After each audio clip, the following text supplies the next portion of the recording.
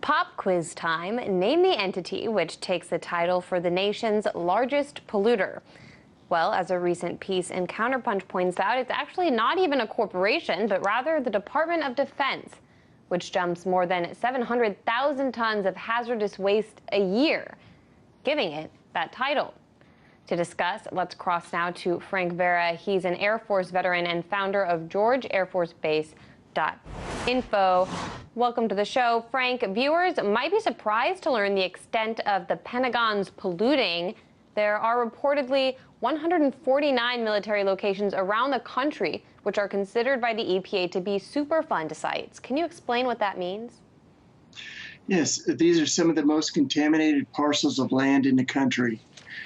Unfortunately, the United States forced millions of men, women, and children to live on these bases without disclosing the harm, without disclosing the nature and extent of the contamination. Even though the Air Force and the Department of Defense and the Marines, they knew of the problem, they didn't address it, they didn't remediate it, they didn't protect us. After we were exposed, they never even bothered to notify us. Can you talk about, this is a public or a personal experience for you. What has it been, your experience dealing with the military, and how were you impacted by your time living on a base? Well, it was a disaster. It was probably the worst mistake I ever made in my life. I entered the military healthy, was discharged 1 year, 9 months later, hospitalized 5 times, had a 1,500-pound gun system dropped on me. They put me on duty restriction, washing parts in hot trichloroethylene without any safety equipment. Then I had an accidental radiation exposure with inhalation and ingestion of the dust. I was being medically retired until they pulled out 4 impacted wisdom teeth, and I almost bled to death. At that point, the dentist came in and said, what happened to you? What in the military, what happened? I go, well, they dropped the 1,500 pounds on me, crushed me. He said, no, they had me washing parts in hot trichloroethylene. He said, no. I go, well, I opened that barrel in the motocross track south of Air Base Road. He goes, tell me about it. So make a long story short, the doctor came back with the hospital commander, the base engineer, base JAG. They never even notified me. They didn't tell me. Spent 20-something years homeless, hungry, getting lymph node biopsies, bone marrow biopsies, about every year and a half. And so you were made sick, physically ill by your time working in the military. Absolutely. And the Air Force, they did everything within their power to cover it up. What are some examples of substances which the military uses that are toxic, or ways they exposed you to chemicals? Well, out at George Air Force Base is a typical military installation.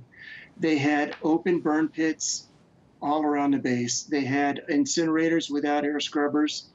We have a lot of children that grew up on George who developed COPD, emphysema while they were at George. They didn't smoke. Their parents didn't smoke.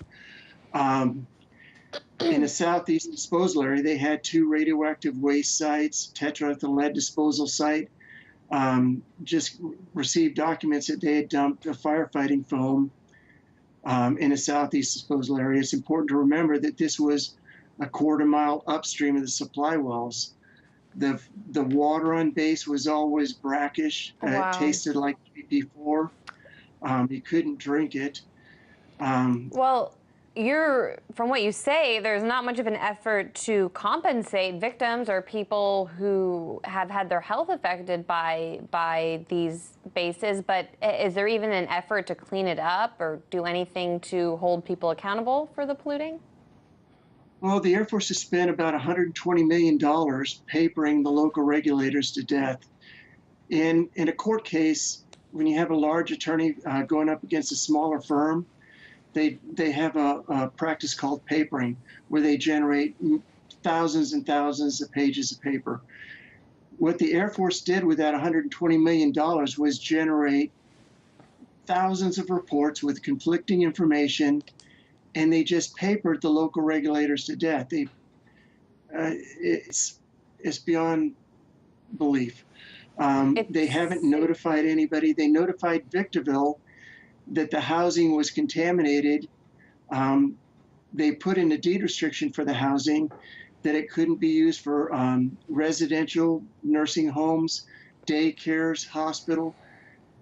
They don't want anybody on the property, but they failed to notify the residents of the property. It's certainly a shocking situation you're describing, and a shocking statistic to think our Pentagon, our Department of Defense, is the largest polluter in the country. We're unfortunately out of time, but we really appreciate you coming on and sharing your story. Good luck to you, Frank Vera, Air Force veteran and founder of GeorgeAirForceBase.info. Thank you very much for having me on.